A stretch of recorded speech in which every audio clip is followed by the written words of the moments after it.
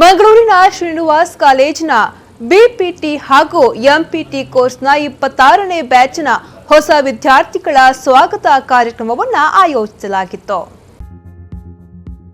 ಮಂಗಳೂರಿನ ಜಿಎಚ್ಎಸ್ ರೋಡ್ ಸಮೀಪದಲ್ಲಿರುವ ಶ್ರೀನಿವಾಸ್ ಹೋಟೆಲ್ನ ಸಭಾಂಗಣದಲ್ಲಿ 2018-19ನೇ ಸಾಲಿನ ಬಿಪಿಟಿ ಹಾಗೂ ಎಂಪಿಟಿ ಕೋರ್ಸ್ನ 26ನೇ ಬ್ಯಾಚ್ನ ಹೊಸ ವಿದ್ಯಾರ್ಥಿಗಳ ಸ್ವಾಗತ ಕಾರ್ಯಕ್ರಮದ ಸಮಾರಂಭ ನಡೆಯಿತು.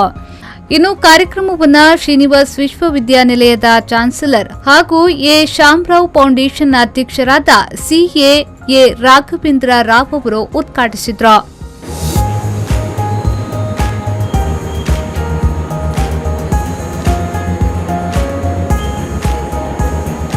ಶ್ರೀನಿವಾಸ್ ಕಾಲೇಜಿನ ಫಿಸಿಯೋಥೆರಪಿ ಕೋರ್ಸ್ ರಾಜ್ಯದಲ್ಲಿಯೇ ಅತ್ಯಧಿಕ ಹೆಚ್ಚು ವಿದ್ಯಾರ್ಥಿಗಳಿರುವ ಹಾಗೂ ಅತ್ಯುತ್ತಮ ಫಲಿತಾಂಶ ತರುವ ಏಕೈಕ ಶಿಕ್ಷಣ ಸಂಸ್ಥೆಯಾಗಿದೆ ಎಂದು ಹೇಳಿದರು.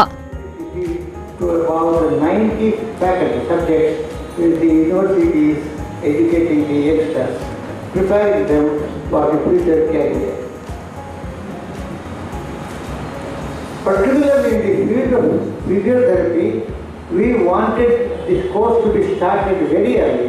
The reason being, almost all, at least more than 75 to 80% of our students who have graduated from this institution are employed in the United States, Canada, England and Middle East countries. Many of them, when they come here, they say that, sir, we want. Srinivas group of ಕಾಲೇಜಿನ ನಿರ್ದೇಶಕಿ A Vijayalakshmi R Rao ಮಾತನಾಡಿ, ರಾಷ್ಟ್ರ ಅಂತಾರಾಷ್ಟ್ರೀಯ ಮಟ್ಟದಲ್ಲೂ ಅತ್ಯುತ್ತಮ ಶಿಕ್ಷಣ ಸಂಸ್ಥೆ ಎಂಬ ಹೆಗ್ಗಳಿಕೆಯನ್ನ ಪಡೆದುಕೊಂಡಿದೆ. ಮುಂದಿನ ದಿನಗಳಲ್ಲಿ ನೀವು ಉತ್ತಮ ವಿದ್ಯಾರ್ಥಿಗಳಾಗಿ ರೂಪುಗೊಳ್ಳಬೇಕು ಎಂದು ಹೇಳಿದರು.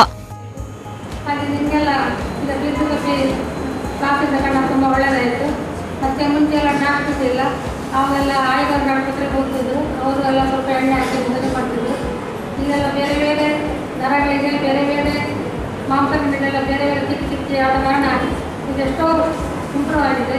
ಹಾಗೆ ನೀವು ಸಹ ಇನ್ನು ಮುಂದೆ ಬಂದು ದೊಡ್ಡ ಡಾಕ್ಟರ್ ಆಗಬೇಕಂತ ಕ್ಲಿಯರ್ ಡಾಕ್ಟರ್ ಆಗಬೇಕಂತ ನಾನು ಇಡ್ತಾ ಇದ್ದೇನೆ. ನಿಮಗೆಲ್ಲರಿಗೂ ಒಳ್ಳೆಯದಾಗಲಿ, ನೀವೆಲ್ಲ ಪಾಸಾಗಿ ಈ ಕಾಲೇಜಿಗೆ ಒಂದು ಹೆಸರು ತರಬೇಕೆಂದು ಹೇಳಿ ನಿಮಗೆಲ್ಲ ಆಶೀರ್ವಾದ ಮಾಡ್ತೇನೆ. ಕಾಲೇಜಿನ ಪ್ರಿನ್ಸಿಪಾಲ್ ಡಾಕ್ಟರ್ ಎಸ್ ರಾಜಶೇಖರ್ ಅವರು ಕೋರ್ಸ್ನ ಬಗ್ಗೆ ಪೋಷಕರಿಗೆ ಮತ್ತು ವಿದ್ಯಾರ್ಥಿಗಳಿಗೆ ಮಾಹಿತಿ ನೀಡಿದರು. Srinivas University and Srinivas College of Physiotherapy and Research Center. Firstly, let me outline of physiotherapy to you. Earlier, MBBS was the only option for a youngster who wished to pursue a course in medicine. Currently, healthcare has many facets, and every facet has become imperative. In recent times, physiotherapy has evolved as independent healthcare profession and progressed into research-based discipline, and it has become the integral part of modern medicine. So physiotherapy has major role on physical diagnosis, movement-based therapy. ಈ ವೇಳೆ ಶ್ರೀನಿವಾಸ್ ವಿಶ್ವವಿದ್ಯಾನಿಲಯದ ಆಡಳಿತ registrar doctor Anil Kumar ಹಾಗೂ ಶ್ರೀನಿವಾಸ್ ವಿಶ್ವವಿದ್ಯಾನಿಲಯದ ಅಭಿವೃದ್ಧಿ registrar doctor Ajay Kumar ಸೇರಿದಂತೆ ಮತ್ತಿತರರು ಉಪಸ್ಥಿತರಿದ್ದರು.